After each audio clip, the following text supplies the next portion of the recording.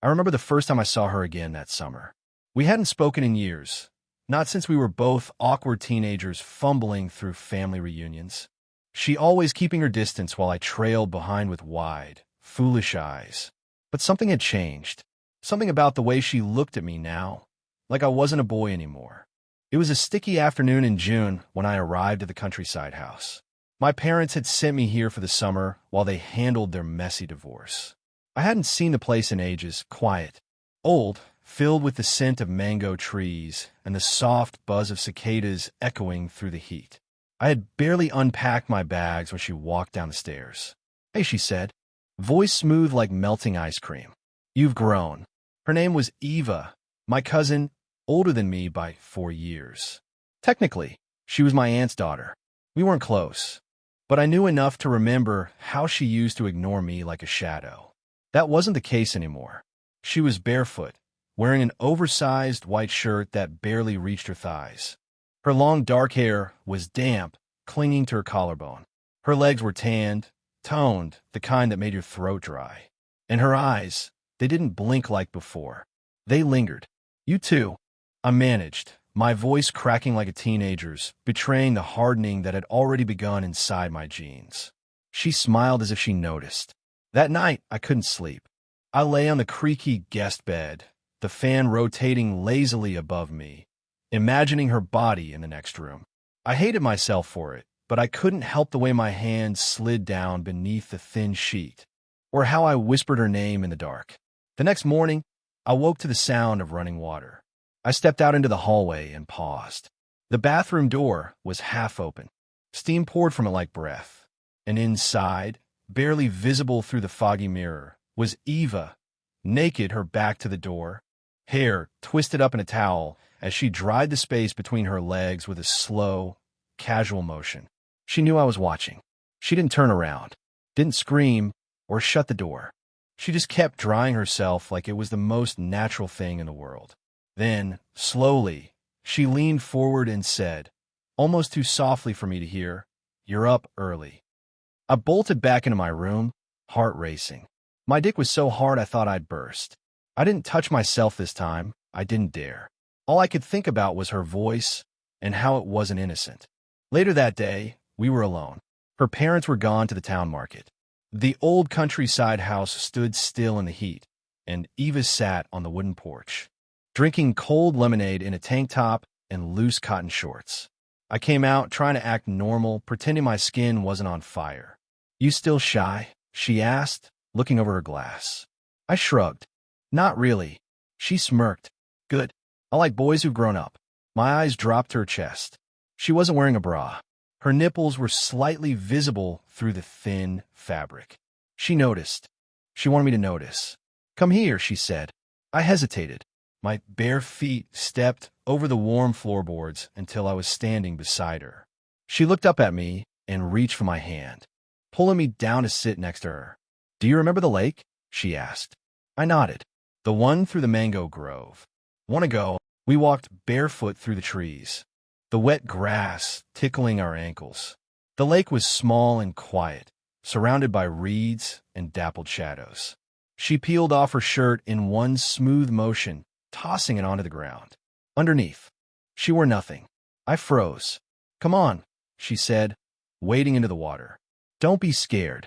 She swam out, her breasts bobbing just under the surface. Her body glowed in the sunlight. When I didn't move, she turned back toward me. "You're staring," she said. "Do you want me?" I didn't answer. I just stepped out of my shorts and into the cool water, my erection fully exposed. She laughed softly. "Goo," she said, swimming toward me. When she reached me, her hands slid over my chest, fingers exploring the lines of my body. My breath hitched as she moved closer, pressing herself against me, her lips brushing my ear. "I've been thinking about this," she whispered. "Since last year." Her mouth met mine, slow and deliberate. Her tongue slid past my lips. Her hand wrapped around me underwater. I moaned in her mouth, unable to stop myself. She stroked me with agonizing slowness, teasing, tempting, her body wrapping around mine like a serpent. "I'm not a kid," I said, breathless. "No," she murmured. You're definitely not. She guided me to the shallow edge, her body pressing mine against the soft mud and moss. Then, she straddled me. Let me show you, she said. She lowered herself onto me, and I gasped. The sensation was overwhelming. Hot, tight, silky. Her hands rested on my shoulders as she began to move, slow at first, then faster. I reached up to grab her waist, digging my fingers into her hips. She moaned and threw her head back. The sound echoed in the trees. I felt like I was drowning, not in water, but in her, in the forbidden thrill of her skin against mine, in the weight of her hips slamming into me, in the breathy gasp she made each time she rocked forward. She leaned down, lips grazing my neck. Don't forget this, she whispered. Ever. I came hard inside her, body jerking beneath the surface as the heat built to a blinding white release. She didn't stop. She kissed me until my hands went limp and my body sagged into hers, spent and shaking. She smiled as she pulled away, slipping in her clothes like nothing had happened. We should head back, she said, before they get home. And just like that, she walked off, barefoot, wet, humming softly to herself, leaving me naked, hard again and addicted. The days after that were a blur of heat, sweat, and silence. Eva didn't speak of the lake again. She didn't need to. The way she looked at me, the way she passed behind me in the narrow hallway, brushing her chest lightly against my back, told me everything. We'd crossed the line, and neither of us wanted to go back. At night, I would lie in my bed and replay the feeling of her body grinding into mine, the slickness of her lips on my neck, the hunger in her eyes when she said, "Don't forget this." I didn't. I couldn't. A few days later, I found her in the laundry room. She was standing in front of the washing machine in nothing but a towel, folding clothes slowly, hips swaying slightly to a song only she could hear. "You need something?" she asked without turning around. I didn't answer. My gaze was locked on the way the towel clung to the curve of her ass, barely covering anything. She bent forward to grab a shirt, and the towel slipped, just enough to show the swell of her backside. She straightened up and looked at me over her shoulder. "Well," she said, voice low and teasing, "you're going to just stand there." I moved without thinking. My hand slid around her waist, and she leaned back into me, pressing her ass against my hardening cock. She whispered, "I missed this." She let the towel fall. I cupped her breast from behind, kneading it gently while my other hand traveled down to the warmth between her legs. She gasped, her fingers gripping the edge of the washing machine. "Right here?" I asked. She nodded, breathless. I turned her around and lifted her onto the machine, her legs wrapped around me, nails dragging across my shoulders as I entered her. The rhythm of our bodies matched the low hum of the machine beneath us, steady, relentless. Her head fell back, eyes shut, lips parted. "Harder," she moaned. "Fuck me harder." I obeyed. The sound of our skins slapping filled the room, echoing off the tiled walls. Her moans grew louder, sharper, and when she came, she bit down on my shoulder to muffle the scream. We stayed like that for a while, tangled in each other, the air thick with sweat and the scent of sex. Then she pushed me back, gently, hopping off the machine. "You should leave first," she said, picking up the towel again, "just in case." And like always, she left me standing there, stunned and aching for more. We kept finding excuses. Quick glances turned into hidden touches. A shared bowl of mango slices turned into me, feeding her slowly with my fingers, her lips brushing them like they were something sacred. Even chores became opportunities, hanging laundry in the backyard while she stood behind me, whispering filthy things in my ear, then disappearing inside like nothing happened. One afternoon, a storm rolled in, sudden and violent. Thunder cracked the sky as rain lashed against the wooden roof. The power went out. I lit a candle in the kitchen. The house was dim, shadows flickering along the old walls. I didn't see her come in. I just felt her hand slip under my shirt. "You're scared of the dark?" she asked. "No." "Good." She pressed me against the counter, her mouth already on mine. The candlelight danced in her eyes as she kissed me deeper, her tongue searching mine. I lifted her onto the counter without a word, her legs wrapping around my waist. "Take your time," she whispered. "We've got all night."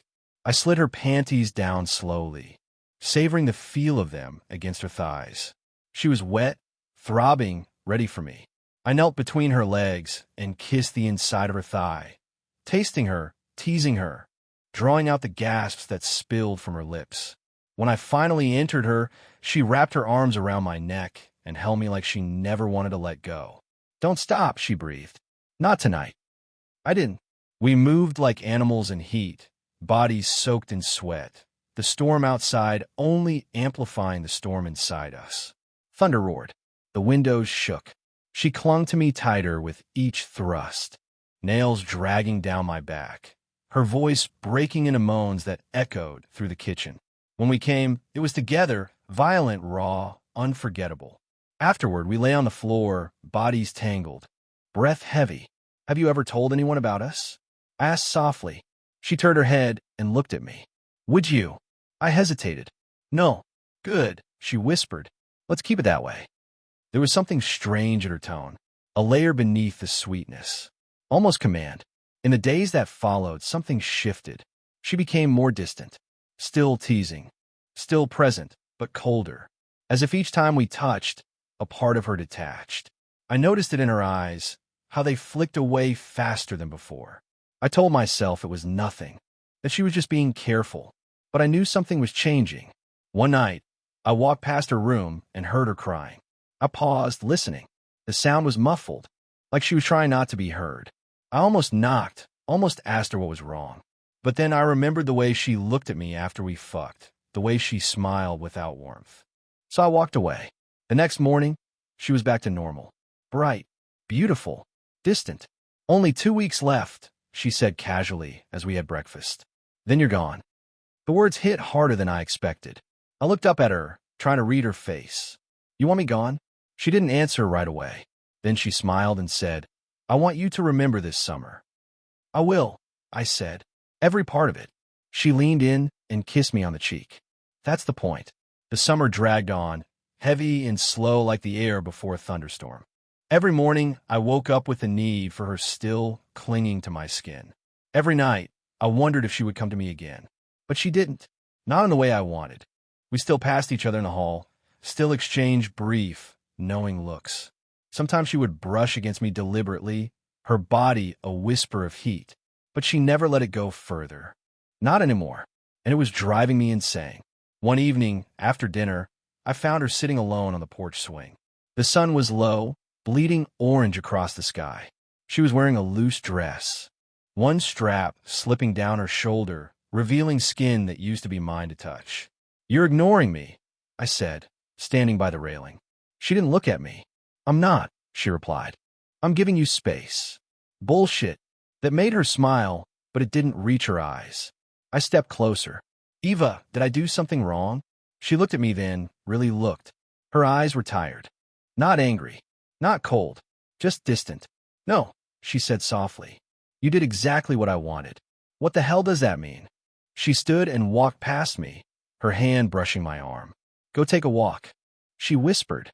"Meet me in the shed in 10 minutes." I obeyed like a dog.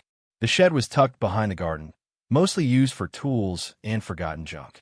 I stepped inside and waited, the scent of earth and rust thick in the air. The heat was stifling, my shirt already clinging to my back. And she came in. She shut the door behind her and locked it. No words, just motion. Her mouth was on mine before I could speak, desperate and punishing. She shoved me against the wall, her nails dragging down my chest, tearing at my shirt. I kissed her like I hadn't in weeks, pulling her closer, grinding into her until she moaned into my mouth.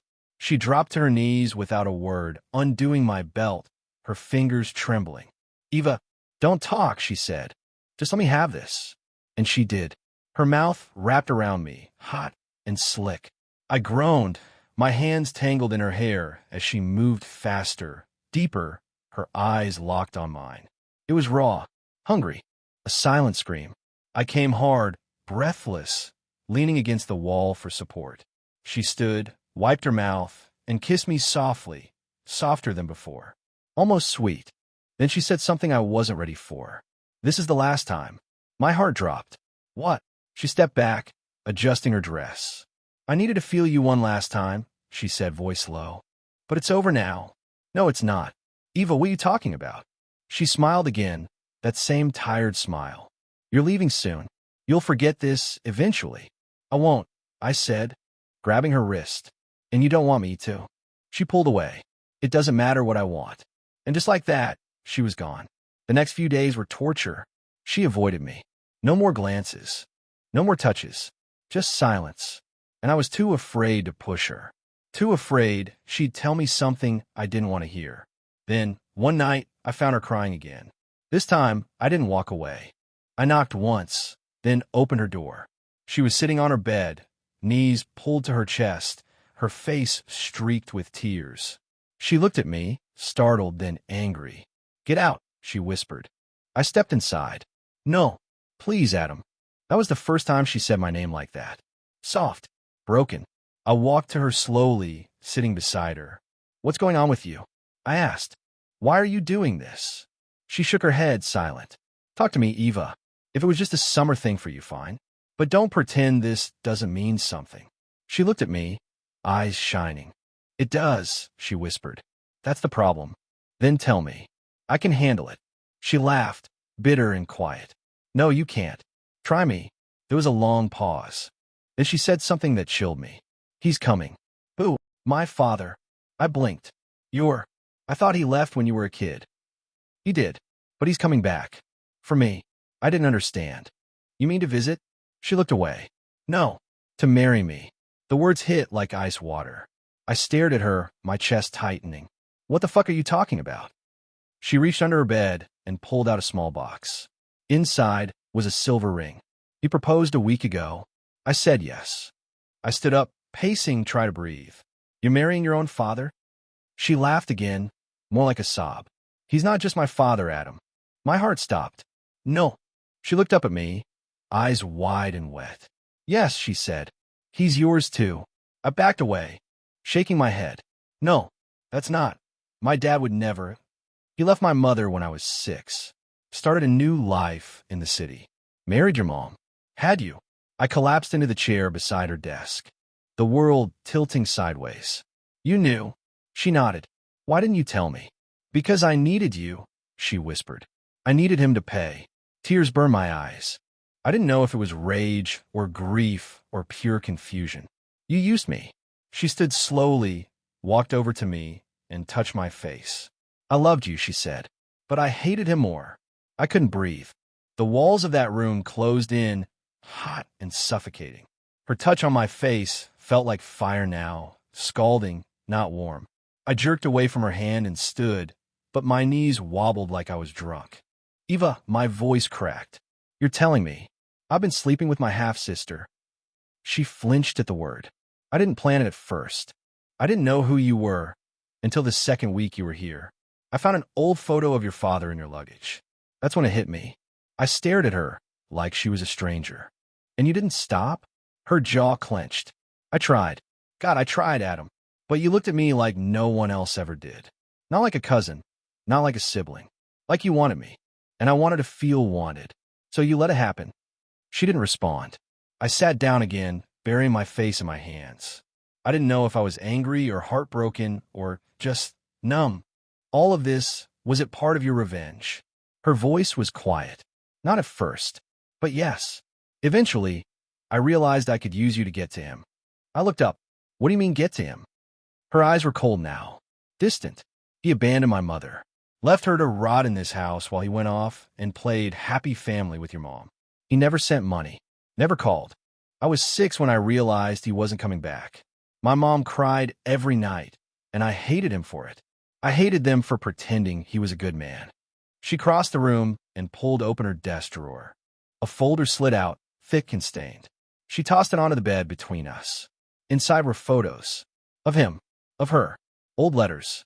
A copy of the marriage certificate between her mother and my father. I tracked him down 2 years ago. Found his email. Sent him messages pretending to be someone else. Slowly gained his trust. You catfished him? I said, my mouth dry. She gave a bitter smile. Not quite. I was honest, just not about who I really was. He thinks I'm someone he met through work, a woman he had a spark with. I sent fake photos, teased him for months. Then I told him my name was Eva, just to see if it would trigger something. And it didn't. He said it was beautiful, said it reminded him of someone he used to know long ago. My stomach turned. I made him fall in love with me, she said, voice trembling. I made him want me. And then I told him I wanted to marry an older man, that I craved a strong, dominant presence. You know what he said? I shook my head. He said he wanted to own me, that he would leave his wife, leave everything, just to have me. A lump formed in my throat. And then he divorced my mom. Right on schedule, she whispered. I gave him a deadline, told him I wouldn't wait forever. The pieces fell into place like dominoes tipped by a cruel hand. Jesus Christ. Eva, she sat beside me, slowly, her thigh pressed to mine. I needed him to feel what my mom felt, to lose everything for a woman he didn't deserve. And then, she paused. What? I was going to disappear. On our wedding night. Leave him alone. Humiliated. Shattered. I looked at her. And me? What was I in all this? Her lips trembled. I didn't expect to love you. A silence settled between us. Heavy. Awful. She turned to me, her hand brushing mine. I didn't want to go this far. But every time you touched me, I felt something real. Not manipulation. Not revenge. Just heat. Connection. Like maybe I wasn't broken after all. I stood up again, pacing. My thoughts were a blur of shame and lust and guilt. I don't know what to do with this, Eva. I'm not asking you to forgive me, she said. I just need you to understand. I turned to her. I understand too much. She stood too, her eyes glistening. I'm calling off. I froze. The wedding. She nodded. I can't go through with it. Not anymore. I can't lie to him. And I can't keep hurting you. I stared at her, unsure what to say. Then, without thinking, I pulled her into my arms. She collapsed against me, sobbing into my chest. I'm sorry, she whispered over and over. I'm so sorry. I kissed her hair, her forehead, her cheek. I didn't know why. Maybe I was trying to soothe her. Maybe I just needed to feel her again before she was gone. That night, we didn't touch each other the way we used to. There was no heat, no dominance, no teasing, just silence and skin and pain. She lay on top of me, slowly rocking her hips, her lips tracing my jaw. It was soft, slow, unbearably tender. Her tears slid down onto my chest as she whispered my name again and again. Adam. It felt like goodbye. When we finished, we stayed tangled together for hours. My hand in her hair, her heartbeat pressed against mine. She fell asleep on my chest. And for the first time since that summer began, I didn't feel like I was burning alive. I felt hollow, but free. I left the next morning before she woke up. The sun hadn't yet climbed over the hills when I slipped out the front door with my duffel slung over my shoulder. I didn't leave a note. I didn't say goodbye. I knew if I saw her again, I'd stay. The bus ride back to the city felt like a slow suffocation. I stared out the window, numb, watching the summer fields blur past. My phone buzzed a few times, messages from my mother, probably, but I didn't check. I didn't want to talk. Not to her. Not to anyone. I slept in fragments, haunted by the taste of Eva's tears and the scent of her skin. I tried to bury the memories, but they rose like smoke, intoxicating and impossible to catch. 2 years passed. I didn't go back that next summer, or the one after. I made excuses, internships, classes, work. But the truth was simple. I was afraid. Afraid of what I'd feel if I saw her again. Afraid that I wouldn't be able to resist. Then came the invitation. A white envelope slipped under my apartment door one rainy evening. My name written in tight, elegant script. I stood frozen, fingers shaking. The RSVP card fluttered to the floor. William, my father. My chest cracked open like a fault line. A tremor shook through me, raw and ugly. I hadn't seen him since the divorce. He moved to the coast, started over, or so I thought. And now he was marrying her. I should have thrown the card away, burned it, anything but what I actually did. I dressed in a black suit and went. The venue was a villa perched on a hillside, all white columns and flowered arches. Guests murmured softly, sipping champagne and posing for photos. I recognized no one until I saw her. She stepped out from behind the garden wall in a dress that was nothing short of breathtaking, sleek ivory satin, hugging her in all the places I remembered. Her hair was pinned up, neck exposed, skin glowing like it always did after sex. My heart stopped. Her eyes met mine. She froze. I could see the panic ripple across her features like lightning flashing through storm clouds. But she didn't look away. She held my gaze. And just for a second, she smiled. Soft, sad, then turned and walked toward the altar. I stood in the back, unnoticed, as vows were exchanged. Ido, she whispered, voice clear and calm. My father lifted her veil, kissed her. Applause. I couldn't move, couldn't breathe, couldn't look away. The reception was a blur of music and speeches and the clinking of crystal. I hovered near the bar, nursing a glass of scotch I didn't remember ordering. And then she found me, out on a balcony, away from the crowd. She stood behind me for a moment before speaking. I didn't think you'd come. I turned slowly. Her hair was down now. She looked older. Or maybe I just finally saw the weight she carried. I had to, I said. I called off, she said softly. After you left, I told him everything. The fake name, the emails, what I planned. I stared. He forgave me, she whispered. Said it was proof of how much I needed healing. He wanted to be the one who fixed me. My lip curled. That's so like him. She gave a faint laugh. It is. We stood in silence for a long time, just breathing the same heavy air. I still think about that summer, she said finally. Every single day. Me too. I didn't invite you to hurt you. I just needed to see you. One last time. I swallowed. Why marry him, Eva? After everything. She stepped closer, fingertips grazing the balcony rail. Because I'm tired of running. Because I want to control the story now. Not just burn it down. She looked at me, eyes glistening. I chose this. Not for revenge. Not for pity. But for peace. I searched her face for some hint of a lie. But all I saw was resolve. And grief. So that's it? I asked. We pretend none of it happened. No, she said softly. We remember it. And carry it. But we let it end.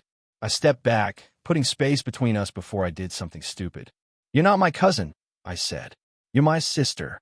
Her face twisted. Half. Only by blood. Still. She nodded. Still. I watched her walk away. Each step like a nail in a coffin. The music swelled behind the glass doors. Laughter. Toasts. A future being built on ashes. I left the wedding before the cake was cut. And I never looked back. But some nights, especially the hot ones when the city air sticks to your skin and the fan hums low in the dark, I remember that summer. The creak of the old bed. The way her eyes sparkled when she laughed. Her body over mine, wild and unashamed. And I wonder if I ever really escaped. Or if a part of me is still there. In that old farmhouse. On that creaking floor. Burning in a sin we both knew would never leave us whole.